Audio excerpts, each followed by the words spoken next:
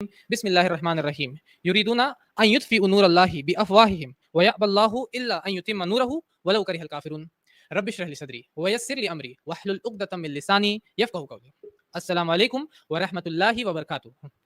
आप सभी जो हमको यूट्यूब पे, फेसबुक पे और इंस्टाग्राम पे भी लाइव देख रहे हैं, आप सभी का मैं इस्तकबाल करता हूँ हमारे आज के इस पार्ट 2 में, जिसमें हम लोग एक्स मुस्लिम करके जो एक नया अ, फितना या नया इस्लाम के खिलाफ एक ग्रुप उठा है, जिसको प्रमोट किया जा रहा है टीवी चैनल्स के ऊपर में। सोशल मीडिया में तो वो लोग थे ही, अभी वो टीवी चैनल्स में आए हैं और उसमें उनको प्रमोट किया जा रहा है और ये दिखाया जा रहा है कि वो इस्लाम के बारे में बहुत कुछ जानते हैं और वो इस्लाम के बारे में बता रहे होते हैं और 3 और मतलब के पैनल्स में बैठा करके उनसे डिस्कशन कराया जा रहा है।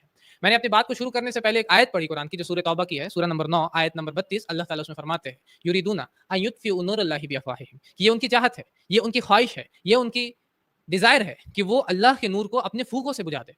उनकी सोच ये है कि वो अपने फूक से अल्लाह के नूर को बुझा दे। ज़ाहिर सी बात है कि आप फूक करके एक कैंडल को बुझा सकते हैं, आप फूक करके एक छोटा-सा दिया है उसको हो सकता है बुझा सके या नहीं बुझा सके। आप फूक करके लाइट्स को नहीं बुझा सकते। आपके घर में जो लाइट्स है उसको भी आप फूक करके नहीं बुझा सकते हैं। अल्लाह के नूर को बुझा देना अपने फूकों से, ये तो बेवकूफ़ जो रहेगा वही ये सोचेगा कि मैं अपने फूकों से जो मैं फूक रहा हूँ इससे मैं अल्लाह के नूर को बुझा दूँगा। तो अल्लाह ताला फरमा रहे हैं कि ये उनकी ख्वाहिश है, ये उन लोगों की ज़ाहिर सी बात है, ये जो लोग हैं, जो इस्लाम के बारे में बोल रहे हैं, जो इस्लाम के बारे में आ रहे हैं टीवी चैनल्स के ऊपर अभी और बोल रहे हैं कि ये चीज़ गलत है, वो चीज़ गलत है, उनकी भी यही ख्वाहिश है और लोगों की तरह, और लोग जो कि और लोग भी हैं, बहुत सारे लोग हैं, आर्य समाजी है, बहुत सारे ऐसे लोग हैं जिनकी ये ख्वाहिश है कि वो अपने फूंकों से अल्लाह के नूर को बुझा दे। वो अपने फूंक से कभी भी अल्लाह के नूर को नहीं बुझा सकते, फूंक से आप अपने घर के लाइट को नहीं बुझा सकते, अल्लाह के नूर को बुझाना तो बहुत दूर की बात है। अल्लाह ताला फरमाते हैं वयअबल्लाहु इल्ला अन युतिम्मा नूरहु, कि ये अल्लाह रुकेंगे नहीं लेकिन वो अपने नूर को पूरा करेंगे, वलौ करिहल काफिरून, के काफिर कितना भी नापसंद क्यों करे। और अल्लाह ताला उसके आगे फरमाते हैं हुवल्लज़ी अरसला रसूलहु बिल हुदा व दीनिल हक लियुज़हिरहु अला दीन कुल्ली, उसी ने अपने रसूल को हिदायत देके, दीन हक देके भेजा ताकि अपने दीन को हर दीन के ऊपर कर दे, अपने दीन को हर दीन पे वो गालिब कर दे। तो ये एक आयत बहुत ही मतलब कि इस कंडीशन में जो चीज़ वो लोग कर रहे हैं उस पे फिट बैठती है। जिस तरीके से वो लोग चाहते हैं कि इस्लाम के खिलाफ बोले, जिस तरीके से वो चाहते हैं कि लोग इस्लाम से दूर हो जाए, जिस तरीके से वो चाहते हैं कि इस्लाम से मुसलमान दूर हो जाए और लोग भी दूर हो जाए, ये उनकी जो ख्वाहिश है उसके बारे में साफ तौर पे अल्लाह ताला कुरान में फरमा रहे हैं। और अगर वो लोगों ने कुरान को पढ़ा होगा, जैसा कि उनकी बातों से लगता है, तो उन्होंने ये आयत को भी पढ़ा होगा और उनको ये जवाब मिल जाएगा कि ये उनकी ख्वाहिश कभी भी पूरी नहीं होगी इंशाअल्लाह, और अल्लाह ताला अपने नूर को पूरा करके रहेंगे। तो मैंने पहले भी एपिसोड्स में, जो कि इंडिया टीवी पे एक शो आया था, उसमें कुछ लोग बैठ करके टीवी चैनल के ऊपर में वो लोग डिस्कशन कर रहे थे और वो लोग 3 x so called x Muslims को बुलाया गया और उसी तरीके से 3 सो कॉल्ड एक्सपर्ट्स ऑन इस्लाम, जो कि एक्सपर्ट्स थे नहीं, उनको बुलाया गया। जैसे हमें पढ़ाया जाता था कुरान, तो हम रट लिया करते थे और हमें बस वहीं तक का वो था। मैं ऐसे समझती हूँ कि इसमें इतनी सारी चीज़ें। तो ये बोल रही हैं कि हमें पढ़ाया जाता था कुरान और हम उसको तोते के जैसे रट लेते थे। तो ज़ाहिर सी बात है, ये अगर आपने उसको तोते जैसा रटा नहीं होता, तो आपको ये पता रहता कि इस्लाम क्या बता रहा है, ठीक है? आप वो खुद कन्फेस कर रही है, ये मैंने अपनी तरफ से नहीं बताया, बल्कि वो खुद ये कन्फेस कर रही है, परवीन या जो भी नाम है उनका, वो कन्फेस कर रही है कि हमें तोते जैसे रटा दिया जाता था। तो ठीक है, आपको अगर तोते जैसे रटा दिया जाता था, तो आपको ये बोलना चाहिए, एक्सेप्ट करना चाहिए कि मुझको कुरान नहीं पता, मुझे कुरान की कुछ भी बातें नहीं पता, क्योंकि हमको ये तोते के जैसे सिर्फ रटा दिया गया है। बहुत ही बायस्ड है, स्पेशली फॉर वुमेन, और मेरे लिए स्पेशली रिस्पेक्ट फॉर वुमेन मुझे कहीं पर भी इसमें नजर नहीं आता, चाहे कोई। ठीक है, तो ये इनका लाइन है कि कुरान बहुत ही बाइज्ड है। पहले तो ये खुद एक्सेप्ट करती हैं कि मुझे तोता जैसा रटाया गया, जिसको मैंने समझा नहीं। फिर ये बोल रही हैं कि बहुत ही बाइज्ड है कुरान वुमेन को लेकर के, और नो, इनका एक वो जो लाइन बोल रही हैं कि नो रेस्पेक्ट फॉर वुमेन, औरत के लिए कोई भी रेस्पेक्ट नहीं है। ये मेरा चैलेंज है, एक्स मुस्लिम साही छोड़ दीजिए, कोई भी रहे, ये मेरा चैलेंज है कि वो इस पे डिस्कस कर सकते हैं कि अगर वो ये साबित कर दे कि कुरान में नो रिस्पेक्ट फॉर वुमेन है, ठीक है? और जाहिर सी बात है वो आगे चल के बोलेंगी कि मैंने हिंदू धर्म को अपनाया, तो मुझे उम्मीद है कि उन्होंने मनुस्मृति को भी पढ़ा होगा, रिसर्च किया होगा, मनुस्मृति का अध्याय नंबर 5 पढ़ा होगा, मनुस्मृति का अध्याय नंबर 9 पढ़ा होगा, जिसमें क्या रिस्पेक्ट है वुमेन का उनको पता होना चाहिए।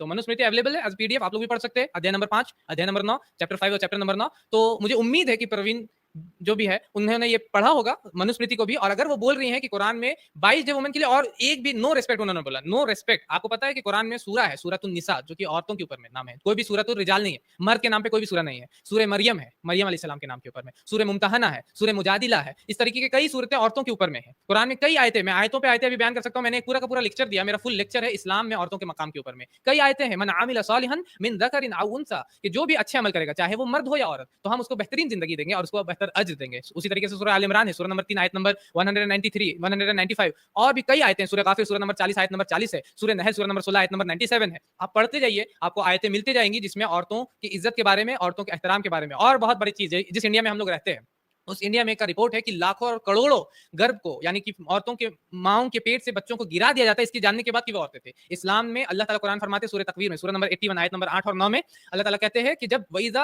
जब मुर्दा गाड़ी हुई लड़की से पूछा जाएगा कि तुम्हें किस गुनाह की वजह से गाड़ा गया, इस्लाम में बच्चियों को मारना सरासर मना है, हराम है। अल्लाह ताला फरमा रहे हैं कि जिंदा गाड़ी, क्योंकि उस वक्त नबी सल्लल्लाहु अलैहि वसल्लम जब मक्का में आए थे उस वक्त बेटियों को जिंदा गाड़ दिया जाता था। आज के भी सिविलाइज सोसाइटी में, इंडिया का मैं स्टैटिस्टिक्स बता रहा हूँ, हिंदुस्तान पेपर में आया था और भी स्टैटिस्टिक्स है, आप एनसीआरबी में जाके पढ़ सकते हैं। तो अगर कोई ये बोल रहा है कि नो रिस्पेक्ट फॉर वुमेन, औरतों के लिए कोई भी रिस्पेक्ट नहीं है, ये मेरा ओपन चैलेंज है कि वो ये बात को प्रूव नहीं कर सकता, कुरान से ये दिखा नहीं सकता, या इस्लाम से वो ये बता नहीं सकता कि इस्लाम में औरतों के लिए कोई भी इज्जत नहीं है। औरतों ने का जो मकाम है इस्लाम में, मैं ये बोलता हूँ कि औरतों को जो इस्लाम ने मकाम दिया वो शायद ही किसी और मत या किसी और सिविलाइजेशन या किसी और वे ऑफ लाइफ ने इस्लाम औरतों को दिया है। ठीक है, अमेरिकन वेस्टर्न सब मिला लेते हैं, उसमें हम लोग ले आते हैं। ठीक है, तो वो ये बोल रही हैं कि इस्लाम ने औरतों को रिस्पेक्ट नहीं दिया, तो ये सरासर झूठ है। कितना भी इस पर डिबेट कर ले और कितना भी कह ले, लेकिन there is no respect for क्या उम्र होगी आपकी उस वक्त? 18-20 साल? 18-20 साल। तो आप ये बोल रहे हैं कि कितना भी डिबेट कर ले वो ये मानने को तैयार ही नहीं, तो कोई कितना भी बोल ले तो वो ये मानने को तैयार ही नहीं है। जाहिर सी बात है कि वो अपना माइंड मेकअप कर चुकी हैं कि हमको नहीं मानना है। अब जो भी बोल दे, कितनी भी आयतें, मैंने बहुत सारी आयतें भी पढ़ी और मेरा फुल लेक्चर है इस्लाम में औरतों के मकाम, जिसको इंशाल्लाह आप लोग देख सकते हैं। फॉलो करना बंद कर दिया? बिल्कुल। अच्छा, ठीक है। और फिर अब आप उपाध्याय हो गई हैं, तो आपने कन्वर्जन कराया? आप नहीं, मैंने कन्वर्जन कराया, लेकिन सभी लोग ये समझते हैं कि मैंने इसलिए कन्वर्जन कराया बिकॉज आई मैरिड अ हिंदू। ऐसा नहीं है। बहुत साल तक मैं एथिस्ट रही, I was not believing in anything. मैंने बुद्धिज्म को भी बहुत पढ़ा, मैंने जाना बुद्धिज्म को, बहुत रुचि थी मेरी इसमें, लेकिन कहीं पर जाकर when I was in my 50s मुझे रियलाइज हुआ that I need to, there is something that I need to connect with, और वो खालीपन मुझे लगने लग गया। And then I started like researching कि क्या चीज़ है वो, and then I founded that what my husband जो करते हैं और जिसमें बिलीव करते हैं, जरूरी नहीं कि वो मैं भी बिलीव करती हूँ। We are two different people but worshipping in different ways, but there is no, we give, हमको एक दूसरे को स्पेस देना आता है, एक दूसरे पे जबरदस्ती करना नहीं है। आपने हिंदू धर्म अपनाया? जी जी। अच्छा, तो जब मैं ऋषिकेश गई, I don't know, I felt that this is what I was waiting for. मुझे ऐसा लगा कि ये चीज थी जो शायद मुझे ज्यादा, कोई सेरेमनी हुई आपको हिंदू में कन्वर्ट करने मैंने के लिए? किया जी हाँ, मैंने अपने भी और अपने बच्चों का भी घर वापसी कराई बाद में बहुत टाइम। तो जैसा कि इन्होंने बोला कि सबसे पहले इन्होंने बताया कि लोग को ये लगता है क्योंकि मैंने हिंदू भाई से, जो हिंदू से शादी किया, इसलिए मैं उसको मतलब मैंने हिंदू धर्म अपनाया, ऐसा बात नहीं है। उन्होंने बोला पहला पॉइंट, इन्होंने शादी किसी हिंदू से किया, ये बोल रही हैं। दूसरा पॉइंट इन्होंने बोला कि मैं जो मानती हूँ मेरे हस्बैंड वो नहीं मानते। ठीक है, वो बोल रही है बीच में कि मैं जो मानती हूँ मेरे हस्बैंड अलग चीज मानते हैं। ये बात उन्होंने बोला है बीच में कि मैं इतना हम लोग में अंडरस्टैंडिंग है, इतना समझ है हम लोग दोनों के अंदर में कि मैं कुछ भी मान सकती हूँ, मेरे हस्बैंड कुछ और मानते हैं। तीसरा पॉइंट फिर वो आ जाते हैं, वो जब वो एंकर उनको पुश करते हैं और ज्यादा उनको ठेलते हैं उस तरह, वो बोलते हैं आपने हिंदू धर्म अपनाया कि नहीं अपनाया, ये बताइए हमको, इससे हमको जानना। तब फिर वो आ जाती है कि हाँ हमने हिंदू धर्म अपनाया। तो फर्स्ट वो बोल रही हैं कि हिंदू से मैंने शादी की, फिर वो बोल रही हैं कि मैं, हम लोग दोनों का अलग अलग मान्यता है, हम लोग अलग अलग मानते हैं और हम लोग एक दूसरे को अंडरस्टैंड करते हैं। थर्ड फिर वो बोलती है कि हाँ मैंने हिंदू धर्म अपनाया।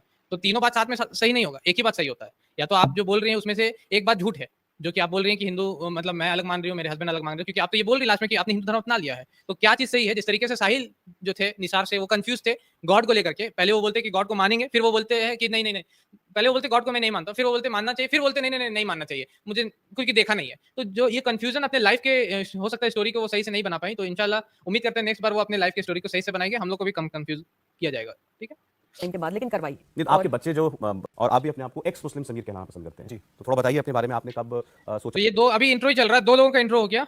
और वो एक चीज़ और ऐड करती है अपने इंट्रो में कि मेरे फादर जो थे वो शिया थे और मेरी माँ जो थी वो एक नॉन मुस्लिम थी, जिससे मेरे फादर की शादी होती है। तो वो भी पॉइंट ये है। और वो बोलती है कि मुझे दोनों तरफ से इस्लाम को भी देखने को मिला। मुझे नहीं मालूम कितना इस्लाम को आपने जाना, 18 साल तक आपको कितना इस्लाम देखने को मिला और कितना इस्लाम को आपने पढ़ा, क्योंकि आपका जो स्टेटमेंट है कि इस्लाम औरतों को एक भी रिस्पेक्ट नहीं देता, ये सरासर झूठ और बेबुनियाद है। या आपको कब लगा कि नहीं अब मुझे इस फेथ में नहीं रहना, इस्लाम में नहीं रहना? एक्चुअली ये थर्ड मतलब कि जो बोला जाता है ना, एक किसको लाया जाता है, तो ये थर्ड प्लेयर है उनका जिसको ये लाते हैं, जिसका नाम वो कुछ और है और नाम अपना प्रमोट जो वो करते हैं वो समीर के नाम से प्रमोट करते हैं और अपना असल नाम जो है वो अलग है उनका। जब मैं अपनी एजुकेशन कर रहा था तो उसी के साथ में मैं तबलीगी जमात के साथ कनेक्टेड हुआ इन 2007 और 8, और वहाँ कनेक्ट होने के बाद मुझे इस्लाम से जुड़ने और उसे जानने का मौका मिला। उससे पहले मैं कभी मदरसा या फिर इस तरह की एजुकेशन मैंने नहीं ली थी। जब तबलीगी जमात से मैं जुड़ा तो मैं उसके अंदर इंटू होता चला गया और बहुत ज़्यादा रिलीजियस हुआ। इवन इसमें सेट होते हैं, जैसे कि आपने 40 डेज़ के लिए तबलीगी जमात में जाना है या आपको 4 मंथ्स के लिए जाना है। तो मैं 2 बार 4 मंथ्स के लिए गया, 40 डेज़ के लिए मे बी 7 और 8 टाइम में गया। इवन इसमें एक और चीज़ होती है कि एक हैंडलर होता है तबलीगी जमात में जिसको अमीर जमात कहते हैं। तो मैं तकरीबन 3 जो 40 डेज़ की जो जमात थी उनका मैं अमीर भी रहा। और हमारी जमातों का ये मामूल हुआ करता था कि हम लोग जो है नॉर्मल नमाज़ें तो बाजमात पढ़ते ही हैं सभी लोग, हम लोग तहज्जुद की नमाज़ें भी बाजमात पढ़ते थे रात को इकट्ठा होकर के। So I was on that level. इनका लेवल कितना ज्यादा था ये बता रहे कि ये तबलीगी जमात से जुड़े हुए थे और उसी के साथ साथ ये जमात के अमीर भी थे। मतलब कि अमीर बोला जाता है लीडर को, कि जमात के जो अमीर होता है उसको लीडर बोला जाता है। और ये बता रहे हैं कि इन्होंने ये सिर्फ नमाज जो पढ़ते थे वो 5 टाइम नहीं बल्कि 6 टाइम एक तहज्जुद की भी जमात से ये नमाज पढ़ते थे। मेरे भाई इतना करने के बाद भी आप सिर्फ एक आबिद है, और एक आबिद, एक आलिम की फजीलत आबिद के ऊपर इसी तरीके से होती है जैसे कि चांद की फजीलत होती है सितारों के ऊपर में। आबिद और आलिम में कितना फर्क है आपको पता है? आबिद जो होता है वो सिर्फ इबादत करता है, वो नमाज पढ़ रहा है, वो रोजा रख रहा है, वो हज कर रहा है, वो ज़कात दे रहा है, वो तहज्जुद पढ़ रहा है, इसको बोला जाता है इबादत गुजार। बड़े से बड़ा इबादत गुजार जो है, एक बनी इसराइल की रवायत है बरसीसा को लेकर के, अल्लाह ताला कुरान फरमाते हैं या अय्युहल्लज़ीना आमनू, ए ईमान लाने वाले लोगों, ला तत्तबियू खुतवात शैतान के खुतवात, शैतान के फुट स्टेप्स की पैरवी मत करो, ये शैतान के फुट स्टेप्स के पीछे मत चलो और उससे बचा करो। इसी की तफसीर अगर आप पढ़िएगा तो बरसीसा की कहानियां, बरसीसा के स्टोरी को हम लोग को मिलता है तफसीर इब्न कसीर में और भी जगह में कि बरसीसा जो था उसके जैसा इबादत गुजार बनी इसराइल में कोई, मतलब कि ऐसा इबादत गुजार, नमाज, आपसे बड़ा अमीर होगा, वो आपसे बड़ा अमीर मतलब के पैसे वाला अमीर ने, आपसे बड़ा इबादत गुजार था वो, लेकिन क्योंकि उसके पास इल्म की कमी थी, नॉलेज की कमी थी, क्योंकि वो इल्म नहीं रख रहा था, तो शैतान ने धीरे धीरे धीरे धीरे उसको अपने जाल में फंसा लिया और आखिर में उससे शिर्क करवा लिया। धीरे धीरे धीरे, ये पूरा लंबी स्टोरी, अभी मैं वो पूरा का पूरा स्टोरी यहाँ पर बोलूंगा तो लंबा हो जाएगा, लेकिन किस तरीके से एक जो इबादत गुजार होता है उसको शैतान अपने खुतवात यानी शैतान अपने फुट स्टेप्स में फंसा सकता है, ये हम लोग को देखने को मिलता है उसके स्टोरी में। तो आपके साथ भी मेरे भाई वही हो रहा है कि आप भले ही आपको अपना लेवल बहुत हाई लग रहा होगा, लेकिन वो लेवल कुछ नहीं है, ठीक है।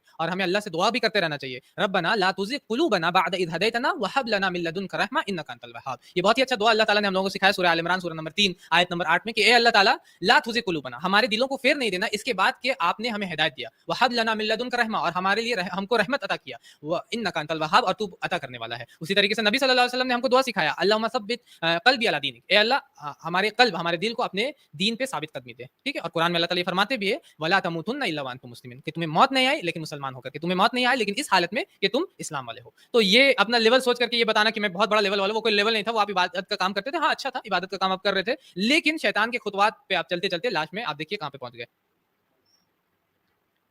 लेकिन जब चीज़ें हमारे सामने फिर आती गई, हमने स्टडी करना शुरू किया, बहुत सारी मुख्तलिफ किताबें पढ़ी और उसमें बहुत सारे कॉन्ट्रडिक्शंस भी आते थे। हमें समझ में आता था कि एक्चुअली बीइंग अ ह्यूमन, ये चीज़ जो है ह्यूमैनिटी के खिलाफ है।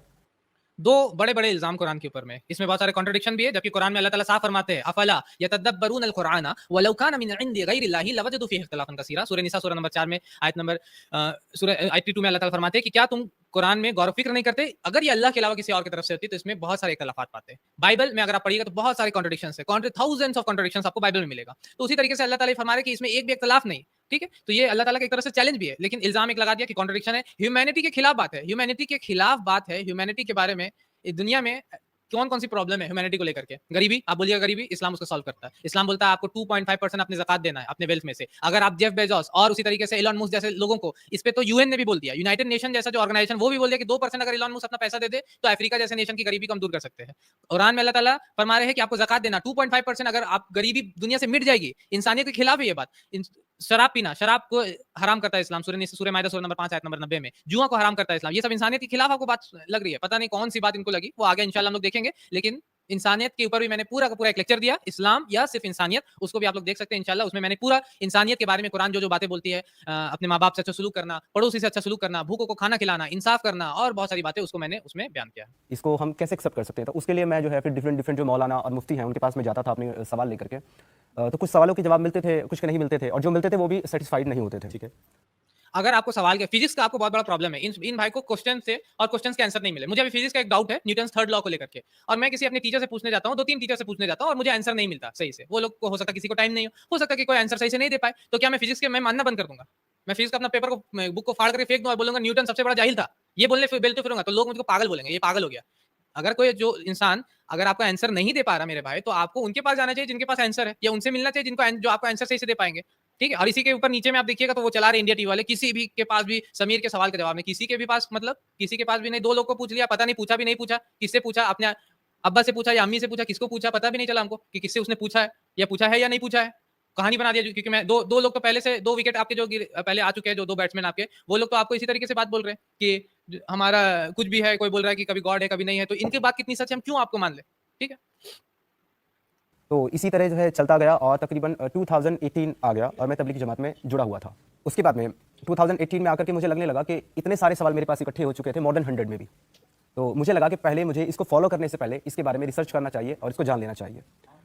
तो इन्होंने को लगा कि इनको रिसर्च करना चाहिए, ठीक है, बहुत अच्छी बात है, आपको रिसर्च करना चाहिए, पढ़ना चाहिए। अल्लाह ताला भी कुरान फरमाते हैं इक़रा बिस्मि रब्बिकल लज़ी खलक़, पढ़ो अपने रब का नाम लेके जिसने पैदा किया, ठीक है। तो रिसर्च करना आपको जरूरी है, लेकिन रिसर्च आपको उनसे करना होगा, वहां से पढ़ना होगा जहां से आपको सही रिसर्च मिले, ठीक है। आपको ऐसे जगह से जाकर के रिसर्च नहीं करना जहां से आपको गलत इंफॉर्मेशन मिला है। वो आगे चल के बोलेंगे अभी अपने वीडियो में कि मैंने फिर सोशल मीडिया पे रिसर्च किया, सोशल गूगल से इन्होंने रिसर्च किया, कि ये किसी मतलब सर्टिफाइड लोगों से ये रिसर्च नहीं कर रहे, सोशल मीडिया से ये रिसर्च करते हैं और फिर इनको कुछ कुछ वीडियोस मिलते हैं जो इस्लाम के खिलाफ है, और फिर क्योंकि सोशल मीडिया एल्गोरिदम पे बेस्ड होता है तो वो उसी तरीके से रिकमेंड करता है इनको कि ये वीडियो देखो और इन्हीं के चैनल को वीडियो को देखो, और फिर वो देखते जाते और उनके दिमाग में और भी इस्लाम के खिलाफ बातें भरते जाते हैं। तो यहाँ पर एक पॉइंट मैं रुक करके ये बताना चाहूंगा, जो भी लोग हमें देख रहे हैं या देखेंगे मेरे इस वीडियो को, कि अगर आपके भी स्क्रीन पे इस तरीके के गलत वीडियोस रिकमेंडेड आ रहे हो, क्योंकि सोशल मीडिया जो यूट्यूब होता है उसी तरीके से चलता है, अगर आपके से एक भी गलत एंटी इस्लामिक वीडियो आप देख रहे हैं तो हो सकता है वो रिकमेंड करने लगे और एंटी इस्लामिक वीडियोस, ये और भी इस्लाम के खिलाफ वीडियोस। तो आपको वहां पर क्या करना है, आपको जा करके वहां पर क्लिक करके उस वीडियो के साइड में बोलना है नॉट इंटरेस्टेड, मैं इसमें इंटरेस्ट नहीं रखता, या उस चैनल को ब्लॉक कर देना है। ठीक है, तो अगर इस्लाम के खिलाफ अगर कोई इस तरीके से आप बोल रहे हैं कि हमको ब्लॉक कर देना चाहिए, मैं बोलूंगा कि अगर कहीं पे आग लगा है तो आप फायर फाइटर्स को बुलाइएगा या खुद कूद जाइएगा वहां पर आग में जाकर के, आप उन लोगों को बुलाइएगा जो आग को बुझाने में माहिर है और फिर वो आकर के आग को बुझाएंगे। है या नहीं है वो अलग क्वेश्चन है, लेकिन आप उनको बुलाइएगा जो आग को बुझाने में एक्सपर्ट है, आप खुद जाकर के कूद नहीं जाइएगा बिल्डिंग के अंदर में जहां पे आग लगा हुआ है। तो उसी तरीके से अगर कोई इस तरीके से एंटी इस्लामिक बातें बोल रहा है तो आप हमको तक वीडियो को शेयर करें, और लोग जो जवाब दे रहे हैं उन तक वीडियो को शेयर करें, लेकिन खुद जाकर के कूदने की कोशिश ना करें जलते हुए बिल्डिंग में, क्योंकि इसमें जलने के चांसेस आपको बढ़ जाएंगे। ठीक है, तो इन भाई से हमको ये सबक मिला कि अगर आपको एक वीडियो गलत आपने देखा है तो वहां पर जाकर के आपको नॉट इंटरेस्टेड में क्लिक करना है या ब्लॉक कर देना उस चैनल को, ताकि आप फर्दर इस तरीके से गलत बातों से गुमराह नहीं हो सके। ठीक है, तो बाकी इन्होंने यही चीज बोला और वो चैनल के बारे में बताया। और फिर मौलाना अतहर हुसैन देलवी साहब हमारे साथ हैं टेक्निकली। इधर सेकंड पार्टी जो थे, जो इस्लाम की तरफ से बोलने के लिए गए थे, वो लोगों का फिर चलने लगता है। और मुझे लगता है कि इन लोगों के ऊपर भी मुझे एक रिएक्शन देना चाहिए पड़ेगा, जिस तरीके से बात इन्होंने किया और जिस तरीके से इन्होंने पेश किया चीजों को, उस पे भी एक मतलब रिएक्शन साथ साथ में देना पड़ेगा इंशाल्लाह, जो कि मैं आगे पार्ट 3 में फिर से दूंगा इंशाल्लाह। जो क्योंकि इन्होंने बहुत सारी बातें बोली है, जैसे कि इस्लाम एक पर्सनल चीज है जिसको आपको खुद मानना है, अपने अंदर तक रखना है, बाहर नहीं करना है, ये सारी चीजें। और वो बोलते हैं ईमान जो है वो दिल के अंदर है। मेरे भाई, ईमान दिल के अंदर होती है, लेकिन इस्लाम दिल के अंदर नहीं होता। इस्लाम में आपको गवाही देना है, मुंह से पढ़ना है ला इलाहा इल्लल्लाह मुहम्मदुर रसूलुल्लाह, ये आपको मुंह से पढ़ना है। उसी तरीके से नमाज आपको सामने पढ़ना है, घर के दिल के अंदर में नमाज नहीं पढ़ना आपको। उसी तरीके से ज़कात आपको देना है, दिल के अंदर में ज़कात नहीं दिलाता, दिल के अंदर दिल ऑपरेशन करके कैसे आप दीजिएगा दिल के अंदर हर चीज नहीं होता। इस्लाम आपको दिखाना होता है, इस्लाम आपको बताना होता है। और रहा बात इस वीडियो या इस शो को लेकर के जो इंडिया टीवी पे आया था, इस शो में हम उम्मीद करते हैं कि इंडिया टीवी वाले चैनल जो रजत शर्मा का चैनल है और जो सौरभ जो एंकर है, वो नेक्स्ट अपने शो में या नेक्स्ट इसके एपिसोड में एक्स क्रिश्चियंस को भी लेके आएंगे, या एक्स एथिस्ट को भी लेके आएंगे, या उसी तरीके से एक्स हिंदूज को भी लेके आएंगे, या उसी तरीके से एक्स बुद्धिस्ट को भी लेके आएंगे। अगर वो फ्रीडम पे मानते हैं, अगर वो समानता पे, बराबरी पे मानते हैं, तो हम उम्मीद करते हैं कि ये चैनल वाले, इंडिया टीवी वाले, अगले बार अपने शो पे इस तरीके से, जिस तरीके से उन्होंने एक्स मुस्लिम को बैठाया है, उस तरीके से x Christian, x atheist, x Buddhist, x Hindus और इस तरीके से जो अदर धर्म के एक्स लोग हैं उनको भी वो ला करके बैठाएंगे, अगर वो बराबरी को मानते हैं। और अगर नहीं, अगर उनके पास डबल स्टैंडर्ड्स है, तो हम जानते हैं आज के दौर में कितना डबल स्टैंडर्ड्स है मीडिया में, तो वो अपना कंटिन्यू कर सकते हैं अपने एजेंडा के साथ। ठीक है, तो चलिए हम लोग इस वीडियो को थोड़ा आज स्टार्ट करते हैं और देखते हैं कि इस वीडियो में क्या है, क्योंकि बहुत सारे लोगों ने हमको बोला कि आप उनके बारे में आप क्या रिप्लाई बना रहे हैं या आप उनको रिप्लाई दीजिए। तो चलिए इस वीडियो में देखते हैं कि क्या है और इसका रिप्लाई हम लोग को कैसे देना है। शुरुआत में ये एक इंट्रो है, कोई और धर्म इख्तियार कर ले अपना धर्म छोड़ करके। तो यहाँ पे एक इंट्रो है सिर्फ, जो ये इंट्रो देते हैं अपने बारे में, अपने शो के बारे में, कोई और धर्म इख्तियार करने का हक होना चाहिए और मतलब कि फ्रीडम होना चाहिए, जो कि कितना है वो हम लोग भी जानते हैं। तो उसके ऊपर में ये एक लेक्चर देते हैं अपना, और उसके बाद वो कंटिन्यू करते या हैं। उसे इस बात की भी आजादी है कि वो जिस धर्म में पैदा हुआ उसे त्याग दे और कोई धर्म ना अपनाए। हमारे साथ 3 ऐसे लोग, ठीक है, तो इनके पास 3 ऐसे लोग हैं जो ये बोल रहे हैं कि हम लोग सो कॉल्ड एक्स मुस्लिम्स हैं, और 3 ऐसे लोग हैं जिनको जवाब देना नहीं आता। ठीक है, एक्स मुस्लिम्स का। तो 3 ऐसे लोग जो कि एक्स मुस्लिम है, जो कि प्रिपेयर्ड है, जिनको हो सकता है 1 महीना का वक्त दिया गया होगा प्रिपेयर करने के लिए, कि हम लोग आपको 1 महीना बाद आपको टाइम दे रहे हैं, आप लोग प्रिपेयर करके आइएगा, या हो सकता है नहीं भी दिया गया, लेकिन वो लोग प्रिपेयर्ड है। उनका लैपटॉप देख के आप समझ सकते हैं, जो साहिल है या जिसका नाम साहिल है या निशाद शेख उसका नाम है, उसका लैपटॉप देख करके आप समझ सकते हैं कि वो प्रिपेयर्ड है, वो आया है, वो तैयारी करके आया है, उसके सामने एक लैपटॉप भी रहता है जिसको वो खोल के पॉइंट्स पढ़ता है। लेकिन एज यूजुअल हम लोग की तरफ से जो प्रेजेंट करने जाते हैं वो अनप्रिपेयर्ड, बिना किसी प्रिपरेशन के वहां पर जाकर के एक भी जवाब, मुझे नहीं मालूम वो लोग कितना जवाब दे पाते। अल्हम्दुलिल्लाह बहुत सारे जवाब दिया कहीं कहीं पर, कोई कोई पॉइंट्स में, लेकिन एज यूजुअल वहां पर खास करके ऐसे लोगों को लाया जाता है जो कि उनका जवाब नहीं दे सके। तो इंट्रो पार्ट को अगर हम लोग छोड़ दे तो उसके आगे हम लोग देखते हैं कि इनका क्या कहना है। 2 से 2.5 साल हो गया है जब कोविड आया था इंडिया में, तो उसके 1-2-3 महीने के बाद ही। तो मतलब ये अपना टाइमलाइन बता रहे हैं कि कोविड आया था, तो उसके बाद हम लोगों ने चैनल खोला, और पता नहीं कहाँ तक इनकी टाइमलाइन सही है और कहाँ तक गलत है, वो मुझे नहीं मालूम, उसको चेक करने की बात है वो। और उसके बाद आपने कोई और धर्म अडॉप्ट किया? नहीं, अभी फिलहाल मैं एक्स मुस्लिम हूँ, मैंने इस्लाम छोड़ा है। मेरी नज़र में मजहब का कॉन्सेप्ट ही गलत है, इस वजह से ना मैंने हिंदुइज्म, कोई भी मजहब, हाँ पूरा टोटल मजहब का जो पूरा कॉन्सेप्ट है वो ही मेरे नज़र में गलत है। ठीक है, तो इनसे पूछा जाता है कि अभी आप क्या है एक्स मुस्लिम, क्या है एथिस्ट है, तो ये बोल रहे हैं कि नहीं, अभी फिलहाल में एक्स मुस्लिम है। मैंने जैसे बोला कि इनके पास कुछ भी ऑफर करने को नहीं है, ह्यूमैनिटी को देने के लिए कुछ भी नहीं, except for hate, except for नफरत के अलावा इनके पास कुछ है ही नहीं। इस्लाम के खिलाफ नफरत फैलाने के अलावा इनके पास ऑफर करने के लिए, मतलब इंसानियत को देने के लिए, जैसे इंसान इस्लाम बोलता है भूखों को खाना खिलाओ, इस्लाम बोलता है पड़ोसी से अच्छा सलूक करो, इस्लाम बोलता है अपने माँ बाप की खिदमत करो, इस्लाम बोलता है यतीम की देखरेख करो, मिस्कीन को खाना खिलाओ, बेवा जो मतलब के जो विधवा होती है उनकी देखरेख करो। ये सारा चीज इनके पास है ही नहीं। इनके पास क्या है? सिर्फ आई एम एक्स मुस्लिम, बस इतना ही है इनके पास। इतना ही ब्रांडिंग है, इतना ही सारा चीज है इनके पास। बस इसी के साथ चले फिरे हैं और उसके के साथ लेते फिरते हैं, सब तरफ घूमते फिरते हैं। और वो फिर वो चाहते हैं कि हम लोग को अटेंशन मिले, हम लोग को लोग सुने। और ये जहां तक इन्होंने ये पॉइंट बोला कि मजहब का कंसेप्ट ही गलत है मेरे नजदीक, तो मेरे भाई अगर आप जैसे कि आप बोल रहे कि हम दावा करते थे, इस वीडियो के आगे वो बोलते कि हम दावा करते थे, मैं आपको इतना भी इल्म नहीं है कि इस्लाम को हम लोग मजहब नहीं बल्कि दीन बोलते हैं। कुरान में अल्लाह ताला फरमाते हैं सूरह आल इमरान सूरह नंबर 3 आयत नंबर 19 में, इन्ना दीन इंदल्लाहिल इस्लाम, कि बेशक दीन अल्लाह के नजदीक इस्लाम है। उसी तरीके से सूरह आल इमरान सूरह नंबर 3 आयत नंबर 85 में भी दीन का लफ्ज है। तो आपको ये समझना चाहिए पहले, अगर आप दावा करते थे तो ये मेरा क्लेम कहां तक सही है, आप जो बोल रहे हैं कहां तक सही है कि आपको ये भी नहीं पता मजहब और इस्लाम को हम लोग दीन बोलते हैं, वो चीज आपको जानना चाहिए। ठीक है, अच्छा उसके आगे हम लोग सुनते हैं इनका और थोड़ा सा इनको क्या बोलना है वो भी हम लोग सुन लेते हैं। तो आप आपको क्या कहलाते हैं? आप एथीस्ट हैं, एग्नोस्टिक हैं या केवल एक्स मुस्लिम हैं? मैं अपने आप को एक्स मुस्लिम कहना पसंद करता हूँ, क्योंकि कभी कभी जो ख्याल है ठीक है, ये अपने आप को क्या पहले पसंद करते हैं? एक्स मुस्लिम कहना पसंद करते हैं। ना भाई साहब एथिस्ट है, ना भाई साहब एग्नोस्टिक है, ना कुछ और है। मतलब कि हमको उससे कोई लगाव नहीं है, हमको लगाव इस्लाम से, हमको लगाव सिर्फ इस बात से कि हमको नफरत फैलाना है बस, और कुछ हमारा एजेंडा नहीं है, और कुछ हमारे पास है ही नहीं ऑफर करने के लिए ह्यूमैनिटी के लिए। इससे साफ आपको समझ में आ रहा होगा कि इनका क्या एजेंडा है और इनके पास क्या चीज है ऑफर करने के लिए, सिवाय नफरत के कोई भी चीज नहीं है। वो एथिज्म की तरफ भी आता है कि कोई खुदा नहीं है। लेकिन अगर कुछ चीजें हम गौर करें, हमारे सामने जो आसपास जो चीजें हैं, दुनिया है, तो कभी कभी ख्याल आता है कि ठीक है, हो सकता है कोई क्रिएटर है जिसने इस पूरी कायनात को वजूद दिया है।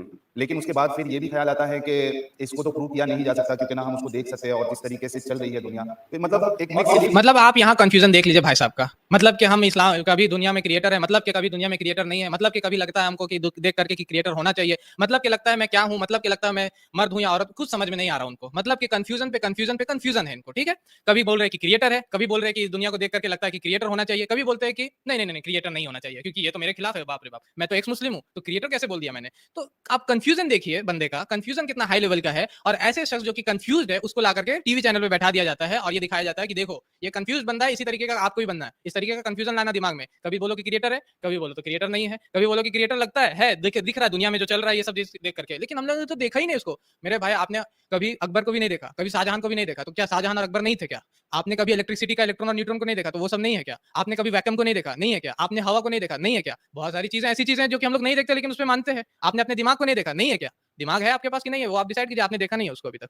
तो इस तरीके से कोई ये नहीं होता, आप पहले डिसाइड कीजिए कि आपको क्या चीज है।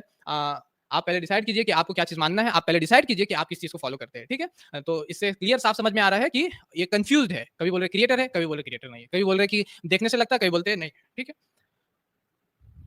और इस लिहाज से जो जो इस्लाम बताता है क्रिएटर के बारे में, उससे आप कन्विंस नहीं है? नहीं, बिल्कुल नहीं। इस्लाम जो है मेरी नजर में, आपको बता दूं कि मैं तो यहाँ पर फिर अब इनका पर्सनल आइडियोलॉजी, पर्सनल थिंकिंग, मैं इसको फॉलो करता था, मैं उसको फॉलो करता था, वहां पर फिर ये लोग उसको ला करके घुसा देते, जिससे हमको कोई मतलब नहीं। आप किसको फॉलो करते थे, किसको नहीं करते थे, आप किसको हो सकता है अभी किसी को फॉलो कर रहे होगे, कल को जाकर के बोलेंगे कि नहीं फॉलो करेंगे। अभी आप बोले कि रजत शर्मा अच्छे शख्स है, कल को जाकर बोलिएगा नहीं रजत शर्मा तो बहुत बुरे शख्स है, उससे हमको कोई मतलब नहीं है, क्योंकि आप खुद कंफ्यूज है और आप क्या बोलना चाहते हैं आपको खुद समझ में नहीं आ रहा। ठीक है, तो उसके आगे फिर वो कुछ पॉइंट बोलते हैं जिसको हम लोग सुनते हैं।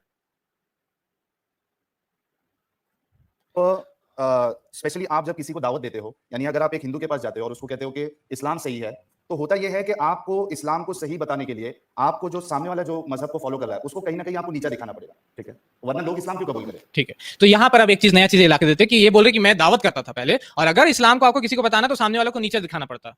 मेरे वीडियोस आप देखिए कितने बार किसको नीचे दिखा रहा। हम तो बोलते हैं कि आप धर्म ग्रंथ को पढ़िए, आप हिंदू धर्म ग्रंथ पढ़िए, छंदों के Upanishad section number 2 verse number 1 chapter number 6 section number 2 verse number 1, उसमें लिखा हुआ एकम एव द्वितीयम, एक ही ईश्वर है। आप यजुर्वेद पढ़िए 32वां अध्याय का 30वां श्लोक, आप श्वेताश्वतर उपनिषद पढ़िए, कहां किसको नीचे हम लोग दिखा रहे हैं। आप बाइबल पढ़िए, gospel of Mark chapter number 12 verse number 29, जिसमें लिखा hear Israel the Lord our God the Lord is one.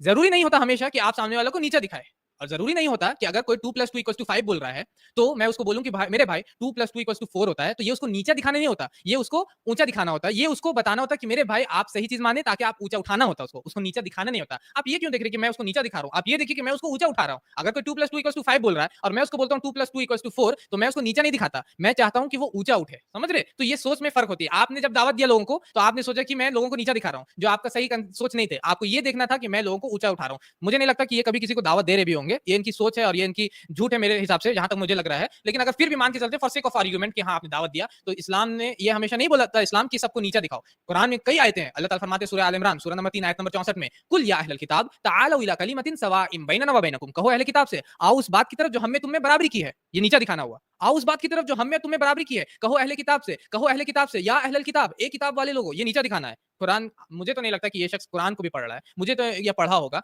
हो सकता है अभी कुछ आयतों को पढ़ा होगा, ये पढ़ रहा होगा, लेकिन ये सारी चीजें इस्लाम बताता है, कुरान बताता है कि आपको इज्जत देना। हाँ, कहीं पर अगर आप किसी को करेक्ट कर रहे हैं तो ये उसको नीचा दिखाना नहीं होता, ये उसको ऊंचा उठाना होता है। ठीक है।